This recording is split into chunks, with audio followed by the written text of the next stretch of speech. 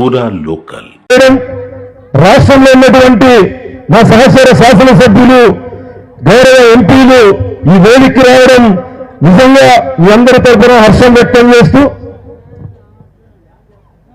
Doctor Babasaheb Ambedkar అనే వ్యక్తి భారతదేశంలో పుట్టి ఉండకపోయి ఉంటే ఈ దేశం ఇలా ఉండేది కాదు. హిందువులు భగవద్గీత, క్రైస్తవులు బైబిలు, ముస్లింలు ఖురాన్, వీటన్నిటికన్నా పవిత్రమైన గ్రంథం భారత రాజ్యాంగం. కులాలు, మతాలు, ప్రాంతాలకు అతీతంగా అందరికీ స్వేచ్ఛని, హక్కుల్ని ఇచ్చినటువంటి మహనీయుడు డాక్టర్ బాబాసాహెబ్ అంబేద్కర్. హిందువులు శివుణ్ణి, రాముణ్ణి గెలుస్తారు, ముస్లింలు అల్లాని గెలుస్తారు, క్రైస్తవులు క్రీస్తుని గెలుస్తారు. అందరూ కలిసి మొక్కాల్సిన ఏకైక దైవం డాక్టర్ బాబాసాహెబ్ అంబేద్కర్. బైబిల్ వల్ల మన జీవితాలు మారిన, భగవద్గీత వల్ల మన బతుకులు బాగుపడిన, రంజాన్ వల్ల ఈ దేశంలో ఉన్నటువంటి ముస్లింల యొక్క తలరాతలు మార్చల. వీళ్ళందరి తలరాతలు మార్చింది భారత రాజ్యాంగం. అటువంటి మహనీయుడి విగ్రహాన్ని ఈరోజు ఆవిష్కరించడం, అదేవిధంగా మరొక మహనీయుడు భగవద్గీత నేటికి శ్రీకృష్ణ భగవానుడు అర్జునుడికి ఉపదేశించి దాదాపు 5125 సంవత్సరాలు నేటికి మనం పూర్తి చేసుకున్నాం. అలాంటి గ్రంథాన్ని కోట్లాది మంది హిందువులు తమ జీవన శైలిలో దానితో మమేకమై నిత్యం భగవద్గీతలో ఉన్నటువంటి సారాంశాన్ని తమ జీవితంలో ఏ విధంగా ఉండాలి, ఏ విధంగా ముందుకు పోవాలి, ఏ విధంగా ధర్మాన్ని ముందుకు తీసుకోవాలని చెప్పి ఒక మంచి సంకల్పంతో భగవద్గీతని ఆరాధిస్తూ ముందుకు పోతున్నటువంటి ఈ సందర్భంలో మొన్న గౌరవ శాసనసభ్యులు, అలాగే తిరుమల తిరుపతి దేవస్థానాల ధర్మకర్తల మండలి సభ్యులు ఎంఎస్ రాజు గారు భగవద్గీత వల్ల ఉపయోగం లేదని చెప్పి మాటల్ని వెంటనే వారు వెనక్కి తీసుకొని హిందువులకు క్షమాపణ చెప్పాలని చెప్పి మేము డిమాండ్ చేస్తున్నాం.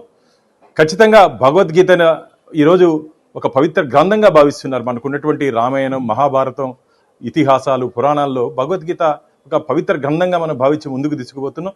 శ్రీకృష్ణుడు బోధించినటువంటి ఆ గ్రంథం ఈరోజు ప్రపంచవ్యాప్తంగా, కేవలం హిందూ దేశంలోనే కాకుండా ప్రపంచవ్యాప్తంగా సునీతా విలియమ్స్ అంతరిక్షంలోకి వెళ్ళే సమయంలో కూడా భగవద్గీతని గణేష్ ప్రతిమని వారు తీసుకొని వెళ్ళారని చెప్పి మనం చదవడం జరిగింది. అంతేకాకుండా ప్రధానమంత్రి గారు కూడా విదేశాలకు వెళ్ళినప్పుడు సందర్భంలో విదేశాల్లో ఉన్నటువంటి అధ్యక్షులకి భగవద్గీతని, ఈ పవిత్రమైన భగవద్గీతని వారికి అందించినటువంటి సందర్భాలు చూస్తున్నాం. అలాంటి భగవద్గీత పట్ల ఇంత అవహేళనగా మాట్లాడడం ఇది మంచిది కాదు. వారు వెంటనే ఈ మాటలు వెనక్కి తీసుకోవాలని చెప్పి మేము వారిని డిమాండ్ చేస్తున్నాం. అందరికీ నమస్కారం. గత 2 రోజులుగా YSR Congress party social media, కొన్ని యూట్యూబ్ ఛానల్లో నేను భగవద్గీతని అగౌరవపరిచినట్లు, హేళన చేసినట్లు అసత్యపు ప్రచారాలు చేయడం జరుగుతూ ఉంది. నేను ఎక్కడా కూడా భగవద్గీతని కానీ ఇతర మత గ్రంథాలని కానీ కించపరిచే వ్యాఖ్యలు చేయలేదు. కేవలం డాక్టర్ బాబాసాహెబ్ అంబేద్కర్ గొప్పతనం, భారత రాజ్యాంగం యొక్క గొప్పతనాన్ని చెప్పే ప్రయత్నం చేశాను. భగవద్గీత, ఖురాన్, బైబిల్ వల్ల మా జీవన ప్రమాణాలు మెరుగుపడలేదు, కేవలం రాజ్యాంగం వల్ల దళితుల జీవితాల్లో మెరుగుపరిచాయని చెప్పి చెప్పడం జరిగింది తప్ప నేను ఎక్కడా భగవద్గీతను కించపరిచే వ్యాఖ్యలు నేను చేయలేదు, హిందూ సమాజాన్ని కించపరిచే వ్యాఖ్యలు నేను చేయలేదు. కేవలం ఆంధ్రప్రదేశ్లో ప్రస్తుత పరిస్థితులు, తుఫాను ప్రభావిత ప్రాంతాల్లో గౌరవ ముఖ్యమంత్రి గారు చేస్తున్నటువంటి కార్యక్రమాలు, ప్రజలు హర్షం చేస్తున్నటువంటి పరిస్థితుల్లో కేవలం డైవర్షన్ కుట్రలో భాగంగా YSR Congress party social media చేస్తున్నటువంటి అసత్యపు ప్రచారం. నేను హిందువుని, దళితుణ్ణి. గౌరవ ముఖ్యమంత్రి గారు నాకు టీటీడీ పాలక మండలి సభ్యుడిగా అవకాశం ఇస్తే నా నియోజకవర్గంలో శ్రీనివాస్ కళ్యాణం నిర్వహించాలని చెప్పేసి 8 నెలల క్రితమే నేను లేఖ రాసిన వాడిని. గౌరవ ముఖ్యమంత్రి గారు 5,000 గుళ్ళు నిర్మాణం చేయాలి అని చెప్పేసి టీటీడీని ఆదేశిస్తే ఎక్కువ శాతం దళితవాడల్లో ఈ దేవాలయాలు నిర్మించాలని చెప్పేసి నేను టీటీడీకి విజ్ఞప్తి చేసినటువంటి వాడిని. కేవలం కొంత సోషల్ మీడియాలో వైఎస్ఆర్ కాంగ్రెస్ పార్టీ పనిగట్టుకొని నేను క్రైస్తవుని అసత్యపు ప్రచారం చేస్తూ ఉంది. నేను ఈ సందర్భంగా వైఎస్ఆర్ కాంగ్రెస్ పార్టీ నాయకులకి సవాల్ విసురుతాను.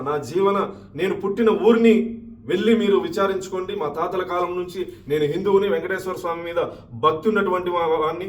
మీ కరుణాకర్ రెడ్డి లాగా ఇంట్లో ఒక మత ఆచారాన్ని ఆచరించి, క్రైస్తవ మతాన్ని ఆచరించి పదవి కోసం బయట హిందువుల డ్రామాలు ఆడేటువంటి వ్యక్తిని కాదు. నేను హిందువుని, దళితుణ్ణి, వెంకటేశ్వర స్వామి మీద నమ్మకము, భక్తి ఉన్నటువంటి వాడిని.